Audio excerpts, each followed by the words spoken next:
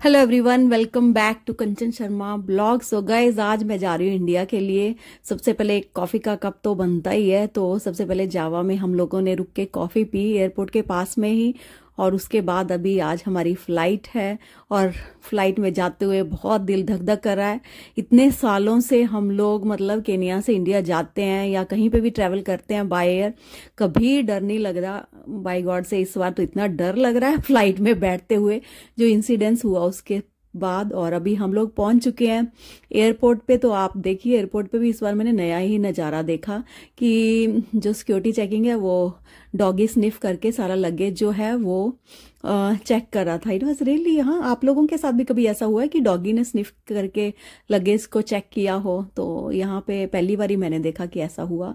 सो उसके बाद हम एंटर हो गए एयरपोर्ट पे। दिल में धक धक भी थी आज। आई डोंट नो, मैंने जबकि एयर इंडिया की फ़्लाइट जो है वो बुक भी नहीं की है, हमारी एयर अरेबिया की फ़्लाइट है, बट फिर भी दिल में धक धक लगी हुई थी।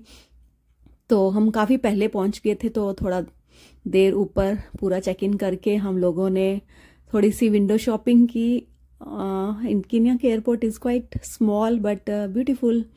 बहुत ही एंटीक केनियन चीज़ें जो है वो लगी हुई थी सब जगह डिस्प्ले पे। और देखिए, प्लेन को देख के पहली बार मतलब जो खुशी की बजाय वो डर जो था ना, वो फीलिंग पहली बार आ रही थी गाइस।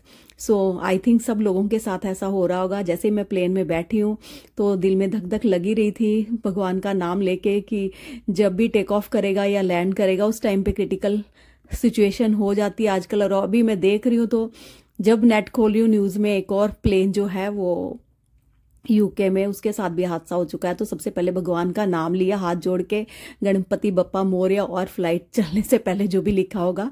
फिर लेटर ऑन तो मैंने रियलाइज किया जो भी जिसके साथ लिखा है वो तो होना ही है।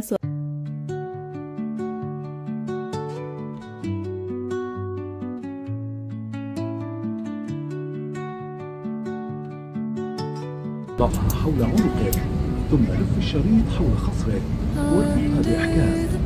قم بنفخ سترة عبر أحد المرابط الحمراء بقوة نحو الأسفل. يمكنك أيضا نفخ السترة عند الحاجة عبر الأنابيب الحمراء. لا تنفخ سترة النجاة.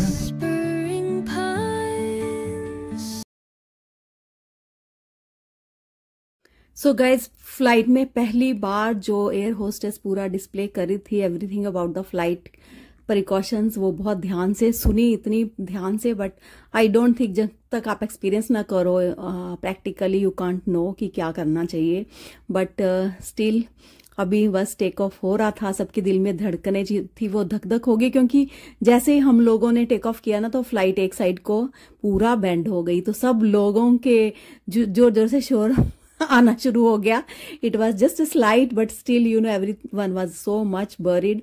और सिर्फ मैं ही नहीं थी, तो मुझे लगा कि जब हम ऊपर पहुंच गए गाइस, पूरा एक हाइट पे मेंटेन कर लेते हैं, देन यू फील रिलैक्स्ड कि अभी ऐसा कुछ नहीं है। और क्लाइमेट काफ़ी क्लाउडी है, तो बीच में काफ़ी टर्बुलेंस भी आती रही। और हम लोग पहुंच गए, शारजा से फ्लाइट थी, तो शारजा में अभी बस में से आगे गए एयरपोर्ट पे और वापस फिर से नेक्स्ट फ्लाइट थी हमारी इंडिया के लिए।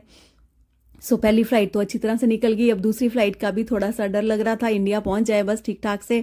इस टाइम पे सबको इतना ज़्यादा डर हो गया एयर वेज में यू नो फ्लाई करने के लिए। अदरवाइज पहले हम लोगों को होता था सिर्फ बसेस में डर लगता था एक्सीडेंट या गाड़ी में। तो अभी बट थैंक गॉड हम बहुत अच्छी तरह से इंडिया पहुंच गए। सब लोगों के साथ अच्छी तरह से जर्नी हो, सबकी जर्नी जो है सफल हो, यही मेरी शुभकामनाएं सबके लिए है, क्योंकि अभी एक ये भी चीज़ स्केरी हो गई है बाय एयर ट्रैवल करना। So I reach safely in India और मेरा देश महान भारत हम लोग पहुंच गए। So I was really very much excited. You know, India में आप जैसे ही पहुंचते आपकी फीलिंग्स ही, यार जो एनआरआई की फीलिंग है वो एनआरआई समझ सकता है। Just back to our country and I love my country, I love my India. So अभी हम लोग लैंड कर चुके हैं और अभी देखिए रास्ते में मैंने खाए चने भटूरे ब्रेकफास्ट में। अभी चंडीगढ़ के लिए, मोहाली के लिए निकल रही हूँ। सो मिलते हैं नेक्स्ट टाइम नेक्स्ट ब्लॉग में। Bye bye everyone.